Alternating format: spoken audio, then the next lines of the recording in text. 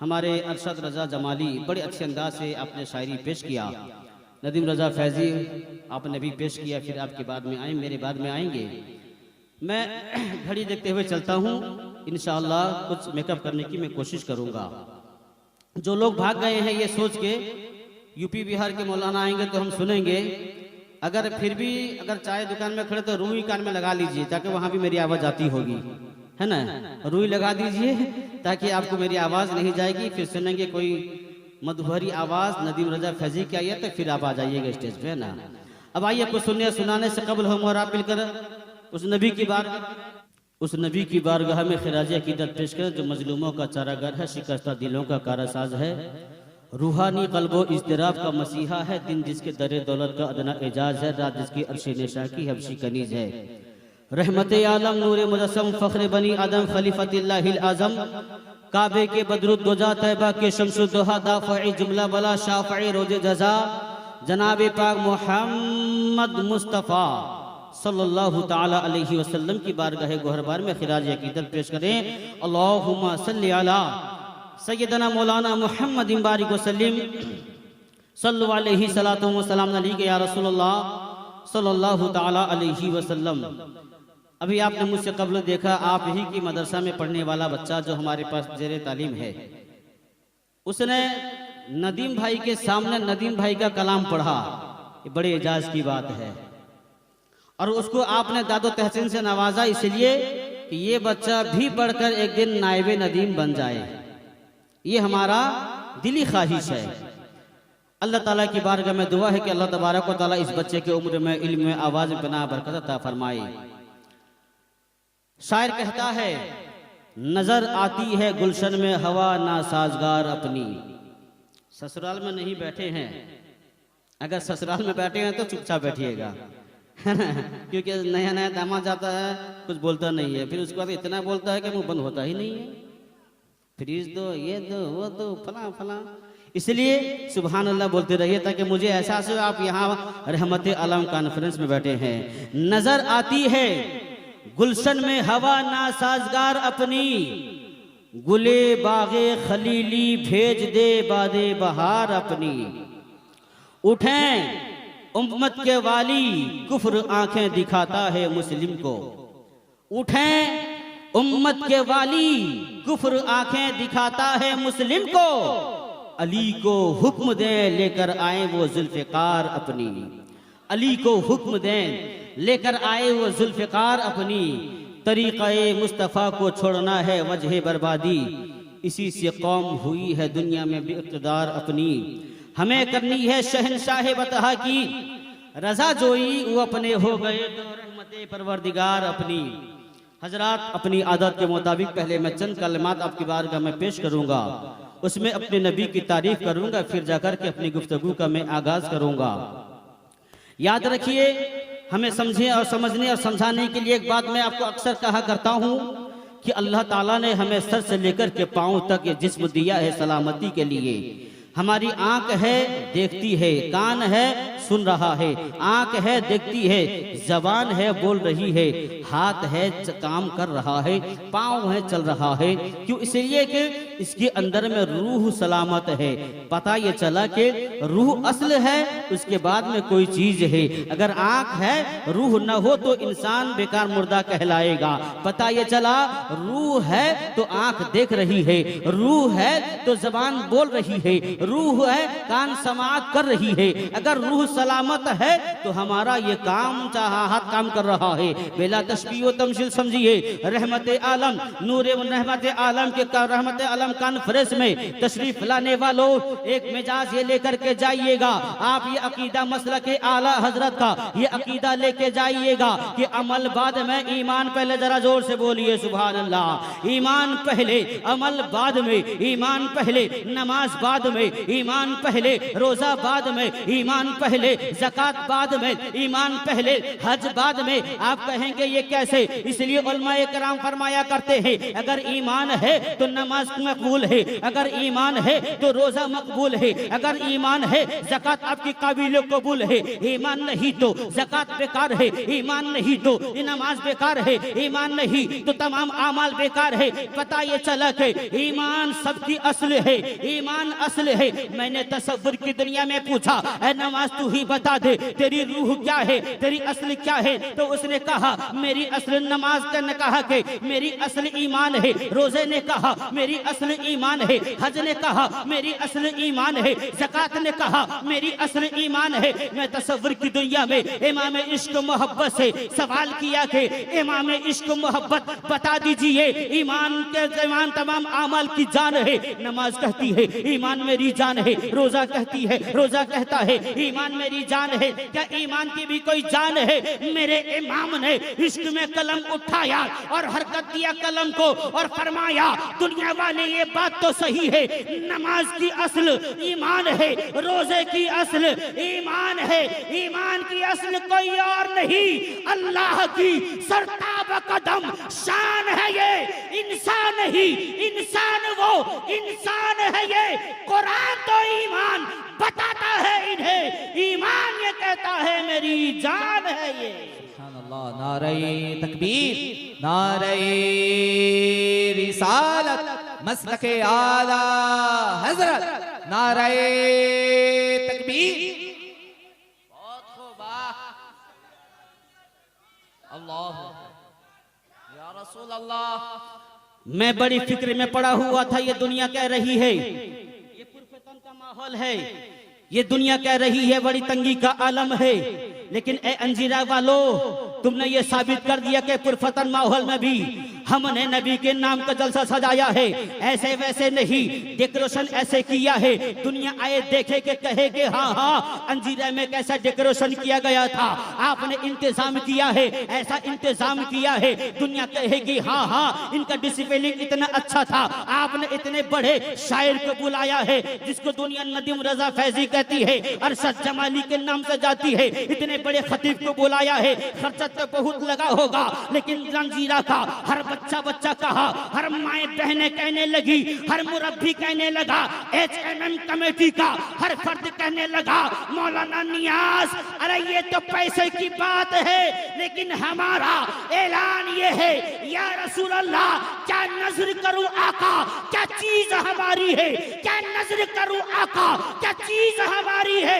ये दिल भी तुम्हारा है, ये जान भी तुम्हारी है।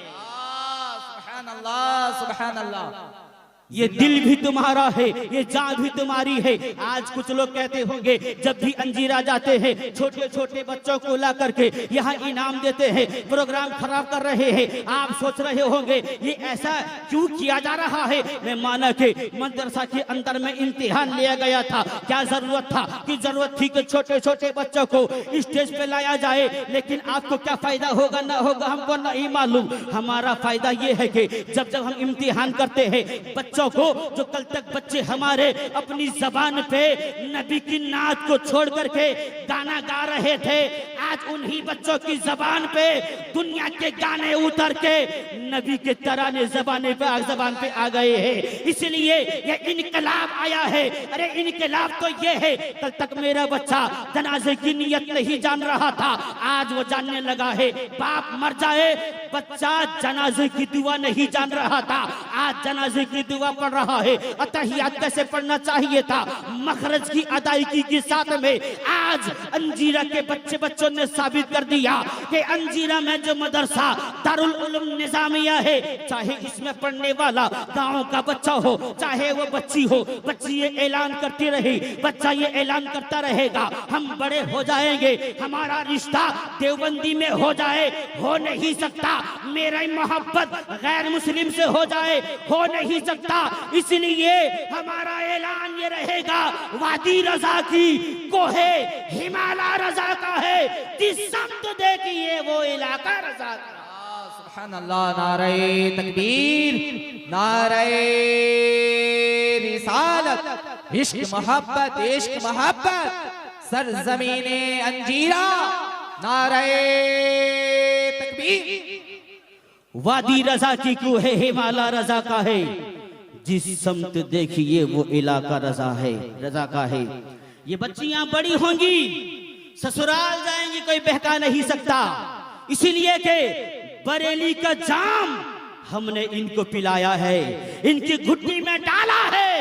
जब जब कोई बदअकीदा मेरी और तेरी बेटी के सामने आएगा, ये कह देगी वो बच्ची, चल हट, तुझसे और जन्नत से क्या मतलब, वहां भी दूर हो, हम रसूलुल्लाह के, जन्नत रसूलुल्लाह की, सुभान अल्लाह, हम रसूलुल्लाह के, जन्नत रसूलुल्लाह की। लेकिन दुनिया में ये देखा जा रहा है, ये पुरफतन का माहौल है, दुनिया बड़ी तेजी के साथ में बढ़ रही है। ऐलान ये करती है कि मेरा जिस्म मेरी मर्जी, मेरा पैसा मेरी मर्जी, मेरा बदन मेरी मर्जी। आखिर ऐसा क्यों है? आज ये कहा जाए नौजवानों से, बच्चियों से कहा जाए जो दीनी तालीम से दूर भाग रही है, उनसे अगर कहा जाए बच्चियों तुम अच्छे काम किया करो, बच्चों अच्छे काम करो। इंग्लिश मीडियम में पढ़ने वाला बच्चा ये कहता है, मौलाना नियाज, हिंदुस्तान हमारा आजाद है, ये आजाद मुल्क के हम आजाद नागरिक है। 1947 में ये हिंदुस्तान आजाद हो गया था, हमारी फिक्र आजाद है, हमारी सोच आजाद है, हमारे तखय्युलात आजाद है। हम जहां चाहे वहां जाएंगे, जो मर्जी चाहे वो खाएंगे, जैसी मर्जी चाहे वैसे मकाम पे हम जाएंगे, जैसा दिल चाहेगा वैसा लिबास पहनेंगे। आप होते कौन हो हमें रोकने वाले, टोकने वाले?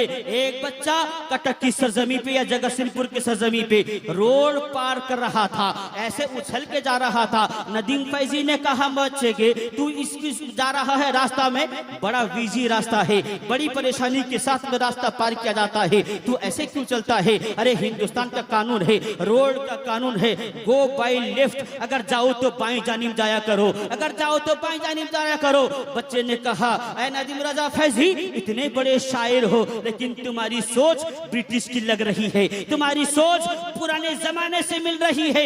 नदीम रजा फैजी, अल्लाह वाले भोले भाले, ये किनारे आ गए, लेकिन किनारे क्या आए थे? जो कह रहा था मेरी मर्जी, हिंदुस्तान आजाद है, आजाद हिंदुस्तान के आजाद नागरिक है, आजाद हिंदुस्तान के आजाद बाशिंदे हैं, आजाद हिंदुस्तान के आजाद शहरी है। तुम होते कौन हो रोकने वाले?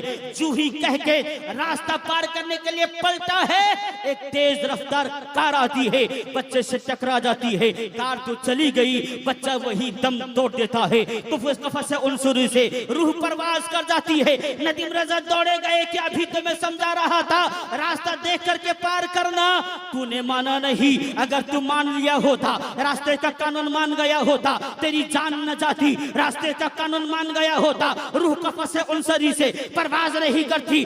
नदीम रजा फैजी कह ही रहे थे, सदारे जलसा सैयद मुजाहिद ने कहा, नदीम फैजी उसके दूसरे कान पे कहिए, अगर रास्ते में जान बचाना है, रास्ते का कानून मानना पड़ेगा, ईमान बचाना है तो मुस्तफा का कानून मानना पड़ेगा। सुभान अल्लाह, नारे तकबीर, नारे रिसालत, रहमते आलम कॉन्फ्रेंस, पैगामे इस्लाम। जान बचाना हो तो तुम्हें रास्ता का कानून मानना पड़ेगा, अगर तुम्हें ईमान बचाना है तो मुस्तफा का कानून पढ़ना पड़ेगा। मुस्तफा ने एक कानून बताया है कि जमाने वालों, अपने बच्चों को 3 चीज का इल्म दो। क्या है वो इल्म? इश्क़ रसूल है, आले मोहम्मद की मोहब्बत है, कुरान का इल्म है। ये 3 चीज अपने बच्चों को सिखा दो। इसका हल क्या होगा? आका, आशिक किसको कहते हैं? आपसे मोहब्बत करना किसको कहते हैं? मेरे आका फरमाते हैं, ला युमिनु अहदकुम हत्ता अकुना अहब्बा इलैहि मिन वलदिही वन्नासि व वालिदिही वन्नासि अजमईन। नबी से मोहब्बत करने का मतलब यह है अपने माँ बाप से ज़्यादा, अपने बाप से ज़्यादा, अपनी माँ से ज़्यादा, अपने भाई से ज़्यादा, अपनी बहन से ज़्यादा, अपने GF से ज़्यादा, अपने BF से ज़्यादा, अपने दोस्तों से ज़्यादा, स्कूल के साथियों से ज़्यादा, दोस्त शराबी दोस्तों से ज़्यादा, बेनमाजी दोस्तों से ज़्यादा तुम्हें अपने नबी से मोहब्बत करनी होगी। या रसूल अल्लाह, नबी का आलम क्या होगा, मोहब्बत का आलम क्या होगा? अपने बच्चों को, छोटे छोटे बच्चों को इंग्लिश मीडियम में पढ़ाने वालों, तुम्हें जिंदगी की डिग्री वहां स्कूल पर मिलती है, इंसानियत की डिग्री तुम्हें दारुल उलूम निजामिया में मिलने वाली है।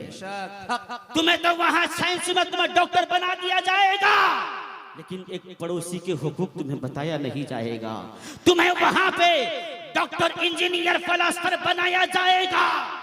माँ के कदमों के नीचे जन्नत है ये नहीं बताया जाएगा। फकत तुम्हें बताएगा तो दारुल उलूम निजामिया बताएगा। कैसे बताएगा? खलीफतुल मोमिनीन अबू बकर सिद्दीक की जिंदगी है। ईमान लाए, ईमान लाया, आपने बेतहाशा ऐलान किया, मुस्तफ़ा से मैं कलमा पढ़ लिया हूँ। नौजवानों, मेरी गुफ्तगू का मैं गुफ्तगू कर रहा हूँ, मुखातब आपसे होंगे। अब समाअत कीजिए। मेरे अबू बकर सिद्दीक ने कहा मैं ईमान ले आया हूँ।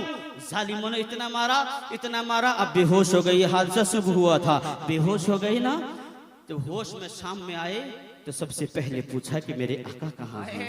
सुभान अल्लाह, मेरे आका कहाँ हैं? जालिमों ने पूछा था अबू बकर सिद्दीक, दर्द तुझको हुआ, तकलीफ का एहसास नहीं? चोट तुझे लगे, एहसास तुझको नहीं? तुझे एहसास फिक्र नहीं?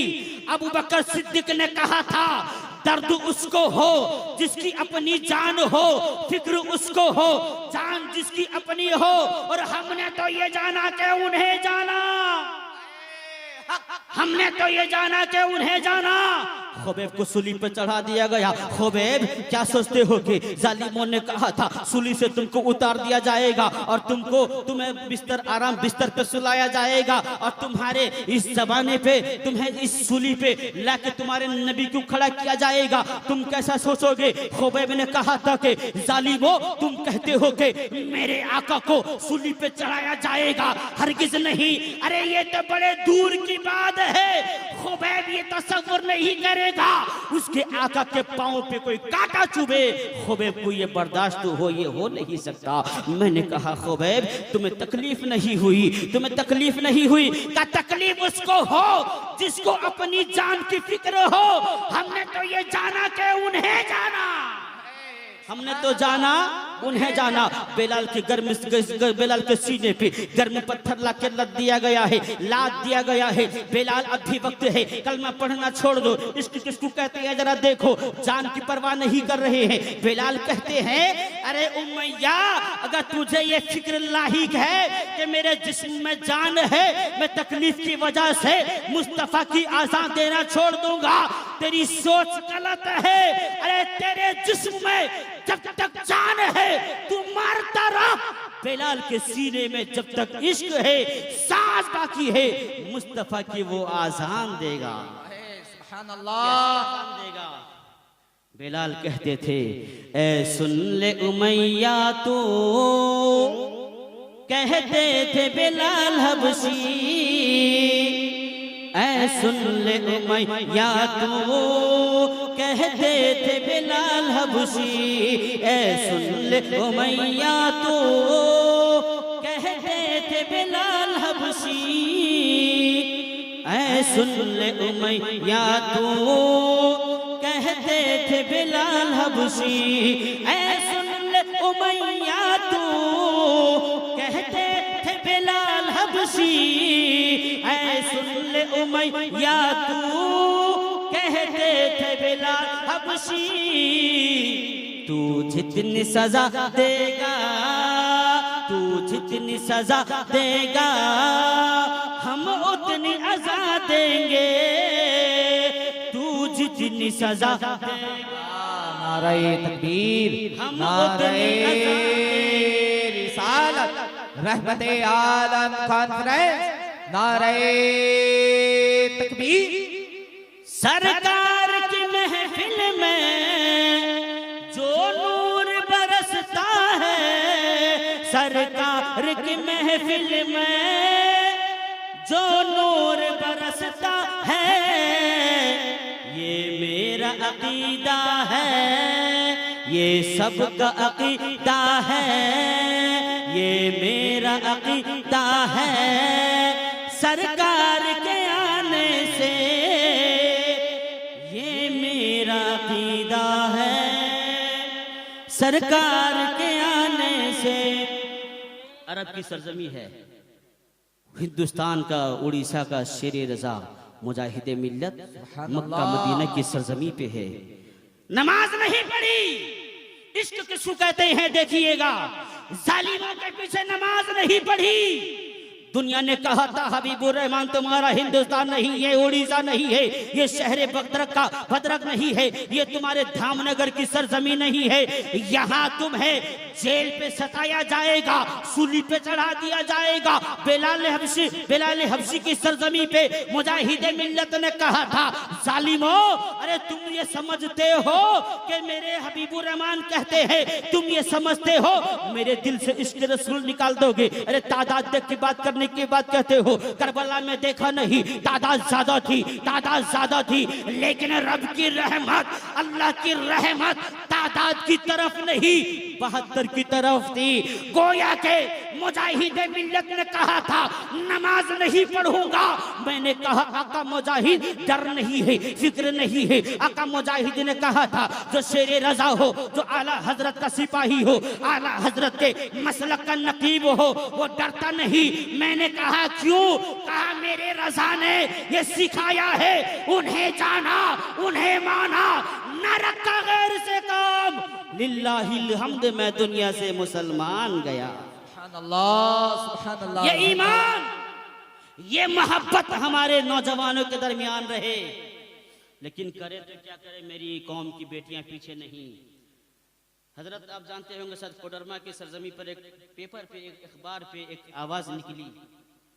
नुसरत नाम की एक लड़की है, न्यूज का नाम है उर्दू न्यूज मुंबई। 13 जनवरी को ये अखबार निकली है। इस अखबार में एक बात लिखी गई थी, कौम मुस्लिम की एक बेटी एक गैर मुस्लिम से शादी करके अपने आप को जय श्री राम के नाम से ऐलान करती है और कहती है मैं खुशी के साथ इस गैर मुस्लिम से, मैं उनके मजहब के मुताबिक मैंने शादी किया है। ये बात जब आग की तरह फैलती है, उस इलाके के कुछ उलमा, बल्कि एक आलिम दिन का नाम भी आया है, अल्लामा नौशाद आलम अमजदी के नाम से, वो जाते हैं। खूब जोर से 20-22 किलोमीटर का रास्ता होगा, आप जल्दी से जाते हैं, उसके घर पहुंचते हैं। बाप को देखा कि बाप रो रहा है। कौम के बेटो, अपने माँ बाप के दिल को इस तरह न तोड़ो, बड़ी तकलीफ होती है। समाज में नाक उठा के चलने को बड़ा दिल शर्म से शर्मनाक हो जाता है।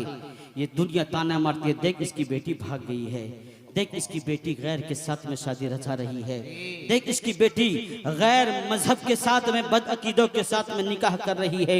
मुसलमानों, अपने बच्चों को तालीम दो और अपने बच्चों अपने माँ बाप का अदब करो।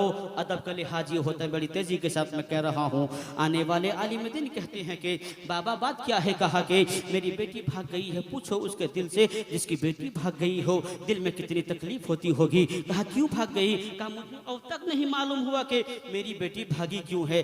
मौलाना कहते हैं कि तेरी बेटी कॉलेज में पढ़ रही थी। कहा नहीं, 2.5 साल से कॉलेज उसका बंद हो गया था। क्या तेरी बेटी मार्केट जाया करती थी? कहा नहीं जाया करती थी। कहा इंग्लिश क्या ट्यूशन जाया करती थी? कहा नहीं जाया करती थी। बाप कहता है मौलाना मेरी बेटी की बात पूछते हो, उसके किरदार की बात पूछते हो, नुसरत की बात पूछते हो? अरे वो तो नमाज की पाबंद थी, वो तो रोजे की पाबंद थी, वो तो कुरान की तिलावत किया करती थी। मौलाना ने कहा फिर ऐसा हुआ कैसे? वो भाग क्यों गई? किसी गैर मुस्लिम के साथ में भाग क्यों गई? वो आदमी कहता है मौलाना बात ये है कि मुझे समझ में नहीं अब तक क्यों भागी। मौलाना ने कहा था क्या तेरे घर पे बड़ा फोन है? उसने कहा मौलाना हाँ हमारे घर पे बड़ा फोन है। कहा बड़े फोन का आलम यह है कि मेरी बेटी दिन में भी नाते नबी सुनती थी, कान पे हेडफोन लगाती थी और नाते नबी सुनती थी, तकरीर सुना करती थी, कुरान की तिलावत सुना करती थी। मौलाना ने कहा कि लाओ उसका फोन दिया जाए। फोन जब चेक किया गया, इंस्टाग्राम पे उसकी बेटी ने गैर मुस्लिम के साथ में चैटिंग के जरिया मोहब्बत रचाई है। घर छोड़ने पे, भागने पे मजबूर हो गई गई है। मैं कहना चाहूंगा कि इस दुनिया में, इस पुरफतन माहौल में सबसे बड़ा फितना जो है दुनिया उसी को मोबाइल कहती है। अब भी मैं कहता हूं कि अगर तुम्हें जान की सलामती चाहिए, रास्ते का कानून मानना होगा। अगर तुम्हें ईमान की सलामती चाहिए, मुस्तफा का कानून मानना होगा। बेशक, सुभान अल्लाह, नारे तकबीर, नारे रिसालत। ये हुआ कैसे? वो बच्ची, वो बाप माँ कहती है मुझे न मालूम, लेकिन लोगों मैं एक बात कहूंगा, आप जरा बड़ी तवज्जो के साथ में सुनिएगा। हर बाप यहाँ बैठा है, हर एक की बेटी होगी, हर एक की बेटी के बारे में ये ख्वाब देखता होगा। मेरे आका का एक कानून सुनिए। मेरे आका फरमाते हैं कि कानून ये है कि कल मैदान में मेरे आका का कानून ये है कि अपने बच्चियों को परवरिश करके अच्छी जगह में निकाह जब कोई बाप करता है या माँ करती है तो वो जन्नती मुसलमान बनते हैं। बोलिए सुभान अल्लाह। क्या बनते हैं? जन्नती मुसलमान बनते हैं। अगर अपनी बेटियों की निकाह किसी गैर मजहब पे, गैर अकीदे पे करती हैं तो वो जहन्नमी बनते हैं। रहमत आलम कॉन्फ्रेंस में आने वालों जरा ये पैगाम लेके जाओ। पैगाम ये है कि अपनी बच्चियों को गुर्बत की वजह से, अपनी बेटियों को गरीबी की वजह से, अगर न अल्लाह ने तुम्हें 2-5 बेटियां दे दी है, बेटियों की फिक्र रखते हुए अपनी बेटियों की शादी गैर मसलक पे, बदअकीदों के यहाँ मत करो। कल मैदान महशर होगा, तेरी यही बेटी तेरे गिरेबान को पकड़ कर कहेगी मौला मैं तो मजबूर थी लेकिन मेरा बाप मजबूर न था। मेरी माँ, मैं मजबूर थी लेकिन मेरी माँ मजबूर नहीं थी। मैं चाहते हुए भी अपनी बात को अपने माँ बाप के सामने रख न सकी, इसलिए मेरे माँ बाप ने बदअकीदों के यहाँ मेरा निकाह कर लिया। कल मैदान महशर में क्या जवाब दोगे? बेहतर यही है कि इसी दुनिया में अपनी बच्चियों को तालीम अच्छी दो, फिर अपनी बच्चियों के जिंदगी को आबाद कर। बोलिए इंशाअल्लाह, इंशाअल्लाह, इंशाअल्लाह। आखिरी बात, नौजवानों अपनी आदत को तुम समझ जो दुनिया तुमको मिटाना चाहती है। आज दुनिया मिटाना चाह रही है, लेकिन याद रखना किसी 1-2 बस्ती को तबाह कर देने से इस्लाम नहीं मिटता, बल्कि इस्लाम को करबला की सरजमी पे मेरे हुसैन ने जो अपनी खून से इस्लाम की नैया को पार कराया है, कयामत तक इस्लाम मिट नहीं सकता। मेरे हुसैन ने करबला की सरजमी पे अपने खून से इस्लाम की रोशनी, इस्लाम के चराग को जो रोशन किया है, ये इस्लाम मिट नहीं सकता। जालिम चाहती है तुम्हारी मस्जिद मिट जाएगी ताकि इस्लाम मिट जाएगा। जालिम चाहता है कि आज कुरान मिट जाए, इस्लाम मिट जाएगा। जालिम ये चाहता है गरीब नवाज के आस्थाने को टारगेट पे रखा जाए, ये हिंदुस्तान मिट जाएगा। लेकिन याद रखना कल भी हमारा ऐलान था, आज भी है, कयामत तक रहेगा। इस्लाम था, इस्लाम है, इस्लाम रहेगा। कुरान था, कुरान है, कुरान रहेगा। इस्लाम तेरी गर्दन पर हुसैन इब्ने अली का एहसान था, एहसान है, एहसान रहेगा। इस्लाम मिट नहीं सकता। बतला दो मुसलमानों ये बात जमाने से, बतला दो मुसलमानों ये बात जमाने से, बतला दो मुसलमानों ये बात जमाने से। इस्लाम नहीं मिटता, इस्लाम नहीं मिटता, जालिम मिटता, जालिम के मिटाने से। ये आज हमारे आखिरी बस में चंद लम्हों के लिए अपनी तकरीर को समेट रहा हूँ, ठीक है ना। हमारे बच्चे मदरसा में कम, स्कूल पे ज्यादा फोकस कर रहे हैं। जी बिल्कुल। माओ को कहा जाए चलो वो घर को चलो जाएंगे, नहीं स्कूल बंद है नहीं अभी, क्या जाएंगे हमरे। मदरसा की बात आते हाँ वो नानी घर गए बुखार आ गए तो आए नहीं यार क्या। मैं कहना चाहूंगा लोगों, जैसे तुम अपनी बच्चों और बच्चियों को सजा धजा कर इस्लामी स्कूल तुम स्कूल को भेजते हो, वैसे इस मदरसा के लिए तुम मेहनत करो। बच्चे छोटे हैं, ये अरबी जबान हमारी नहीं, एक क्लास से पहले से लेकर के आखिरी सांस तक रोजाना इंग्लिश बोलते हैं हम, रोजाना इंग्लिश सीखते हैं हम। ये इंग्लिश हमारा रच बच गया है, इंग्लिश बच गई है, लेकिन अरबी जबान इतनी आसान नहीं है। अगर आसान होती 2 दिन 5 दिन में हाफिज कुरान बन जाते।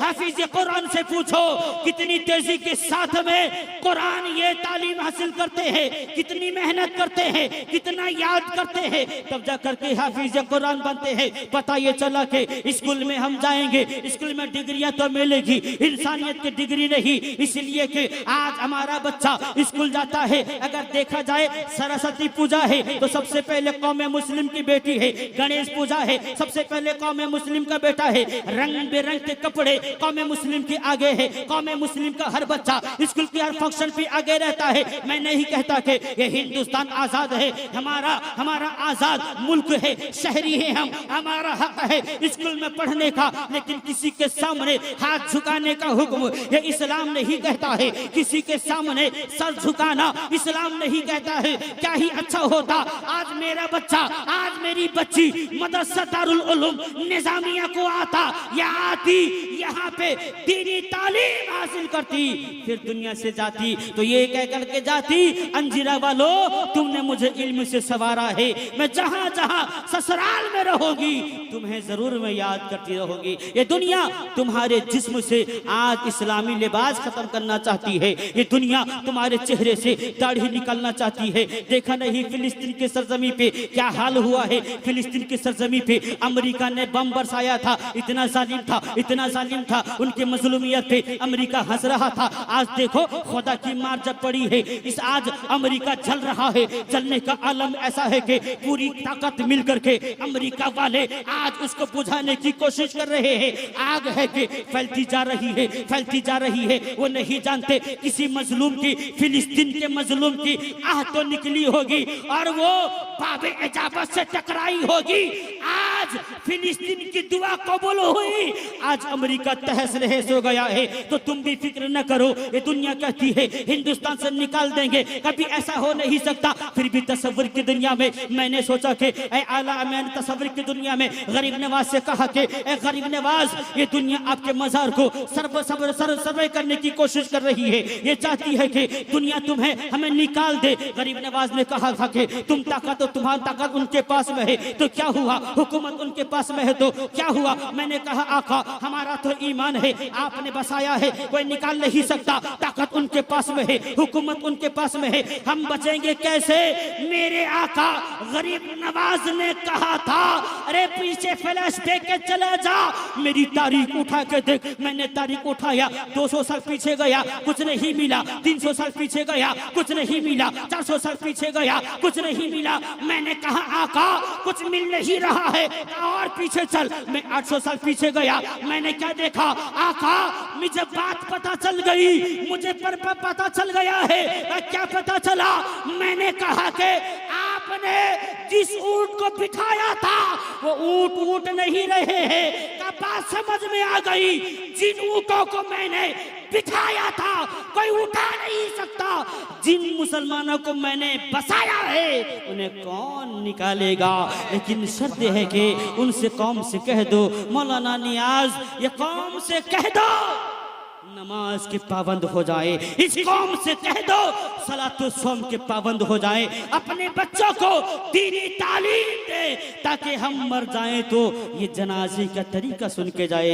आखिरी बात, ये जलसा क्यों सजाया है, जलसा क्यों सजाया है, 1 मिनट के अंदर मेरी गुफ्तगू खत्म है कि आपसे पूछूंगा, बच्चे आप कहोगे आपने सजाया है, बाहर लोग से आएंगे आपका ये नाम हो जाएगा, आप कहेंगे नहीं नहीं। मैं कहूँ कमेटी वाले तुम लोग सजाए हो, नाम तुम्हारा हो जाएगा। कहा नहीं नहीं। फिर मैंने कहा नदीम रज़ा आपकी आवाज पे बड़ा फख्र होगा। कहा नहीं नहीं। मैंने कहा उलमाए कराम आपको अपने इल्म पे नाज होगा। कहा नहीं नहीं। मैंने कहा धामनगर के मुजाहिदे मिल्लत रईसी आजम उड़ीसा आप है, फकीरी की जिंदगी गुजारी, आपके रईस होने पे नाज होगा। कहा नहीं नहीं। मैंने कहा ताजुश शरिया आपको देखने के बाद ऐसा लगता है आसमान का चांद जमीन पे उतर आया है, लगता ऐसा है कि आपको अपने हुस्न पे घमंड होगा। कहा नहीं नहीं। मैंने कहा कि आला हजरत आपने 1000 से ज़ायद किताबों की तसनीफ फरमा के कौम के हवाले कर दिया। आपको अपनी इस मेहनत पे नाज होगा। कहा नहीं नहीं। मैंने कहा गरीब नवाज 90 लाख मुसलमानों को अपने मुसलमान बनाया है, आपको इस करने पे नाज होगा। कहा नहीं नहीं। मैंने कहा वो गौसे आजम मुर्दों से ठोकर को जिंदा किया करते थे, अपनी करामत पे नाज होगा। कहा नहीं नहीं।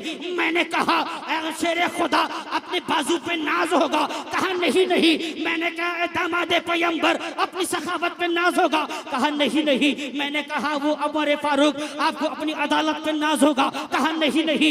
मैंने कहा वो फारूक मेरे अबू बकर सिद्दीक आपको अपनी सदाकत पे नाज होगा।